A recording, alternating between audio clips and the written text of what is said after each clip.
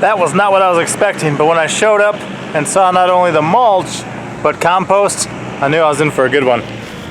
So honestly guys, you never know what life is gonna throw, but if you're more prepared to receive a blessing, to take advantage of a situation, not take advantage of people, you're going to be set up to succeed in ways that you otherwise wouldn't. That's one thing that we really try to do, make the most of everything and use everything to its fullest, be prepared and see where it goes. And that's what happened today.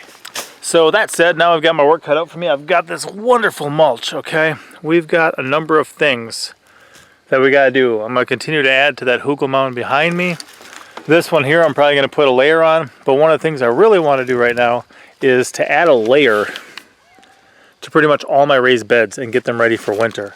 So we'll go take a quick look at them, and then I'm gonna pull up after I dump a little off on this hugel mound and hit some of these pretty good here. So you can see here, this is where we grew the Carolina Reapers. We had some beans growing too. Love to just add a little layer, make it a little bit deeper. Same thing here, this is still got to be pulled back. We got some goat eye beans and some remnants of some tomatoes up there. Marshmallow growing in the corner, right? Nice relative of the hollyhocks.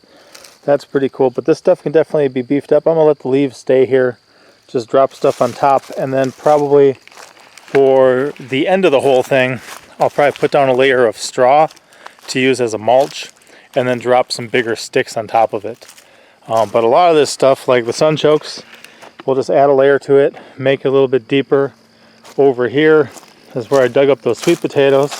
I had been using this old straw here, which was used in a cold frame project, a straw bale cold frame project. We're just going to add a layer of mulch to the top of this, and this stuff will just all be deeper and break down and be richer and richer soil as time goes on.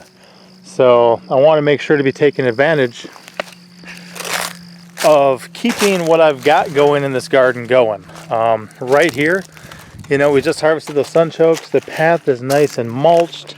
The rocks are all up in order. If we add a little bit more stuff in here and kind of tuck them in bed for the winter by putting some straw on top, it'll look fantastic.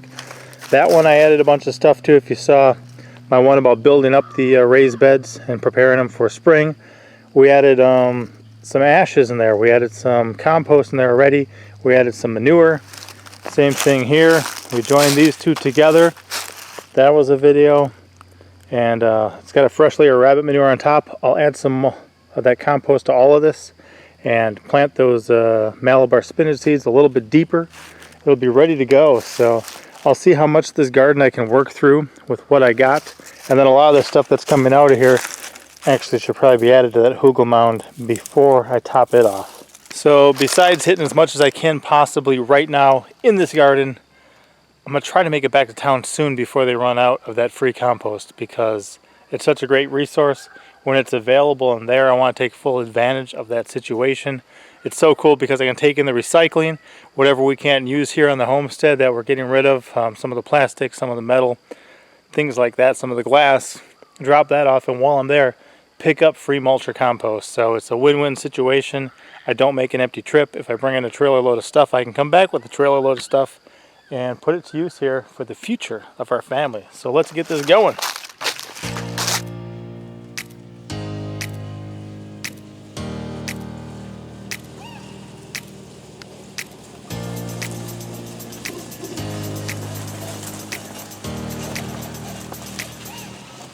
So I think we'll just do some quick before and afters. Before.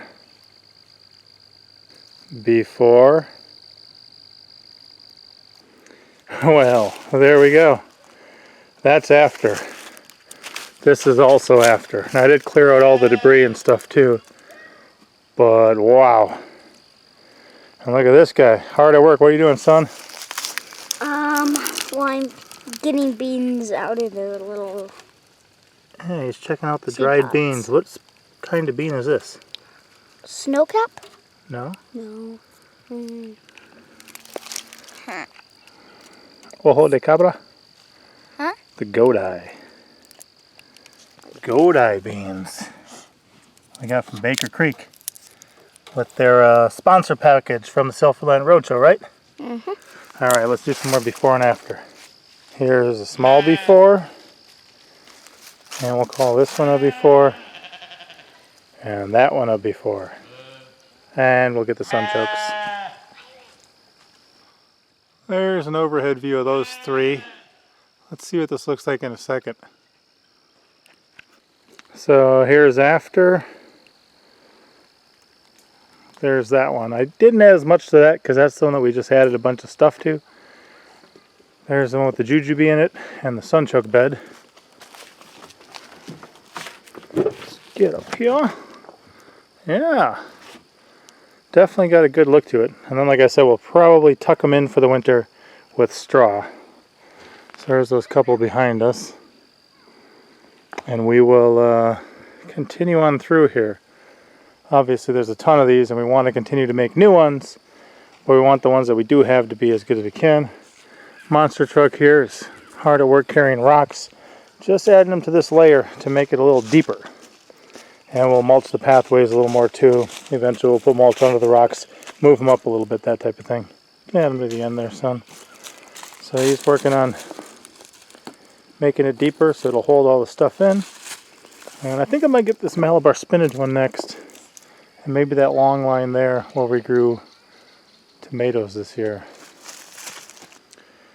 Well, daylight's fading. But that line is done. Now this one too. Looks pretty sharp.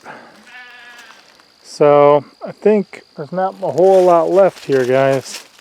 You know, I'm putting it on kind of thick. So I got those two big ones there. 4 more there. That one, little one, and a long one. I'm going to grab what I got left here and try to spread it out maybe on top of there, or get half of the noodle beans. I think I'll get the noodle bean half, and then we'll go from there.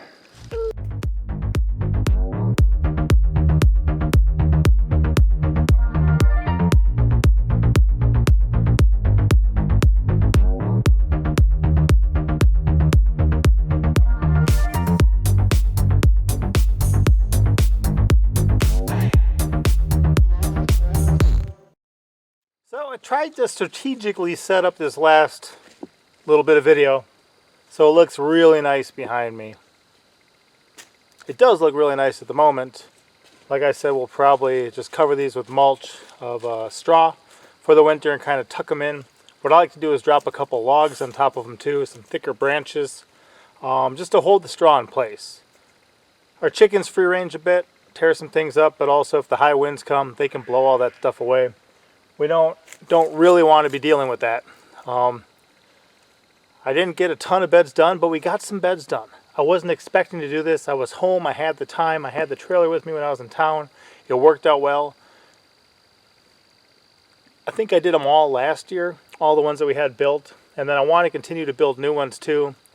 So it's a matter of trying to get back out there, hopefully sometime this week still, and get some more. Otherwise, Lord willing, next week sometime. But while I have these free resources like this, I think it's important to be able to be taking advantage of that opportunity to bless my family, both now and then in the future. One thing I will say about this garden, just so it's out there, so if you see me transition to it sometime in the future, we'll have this to go back to. Say, you know, this was one of those ideas that may have been there early on. And as I transition this land from just raw woods into this type of garden, and then moving forward from here, you may see this become woods again, but you may see it become like a permaculture food forest. Right now there's a lot of building up going on at the soil level. There's a number of perennials getting established here. Right behind me are some trifoliate citrus. These Malabar kind of reseed themselves. There's other plants around here that do that, where you may see this kind of become rewilded. 5-10 years from now, something, as the stuff gets established, begins to spread, apricot trees, other things begin to grow. We'll see. It's a possibility, and what we'll wind up with is some really good thick topsoil here from all the mulching, all the compost being added, all the other soil amendments we're doing, rabbit manure and other stuff, and then all the leaf litter and kind of biomass that a lot of these plants create themselves. We'll see what happens, but I'm going to wrap this one up. Some great before and after photos. Unexpected. Free compost out of nowhere. There it was. I figured take advantage of it and get it going. And this stuff too is a high wood content compost. I would not plant directly in it, but as a top layer to be soaking down into the stuff and kind of used as a mulch itself, it's great. And by the time next year rolls around, we're at the end of next year's growing season or midsummer, this stuff will be rich and lush. And again, it's stuff that already I can dig my hand, 7-8 inches down into, which is not what we have here for the native soil of rock and clay, which is soil here. So, all right, pretty good. Thanks for your help, buddy. And we'll see you guys next time. Papa out.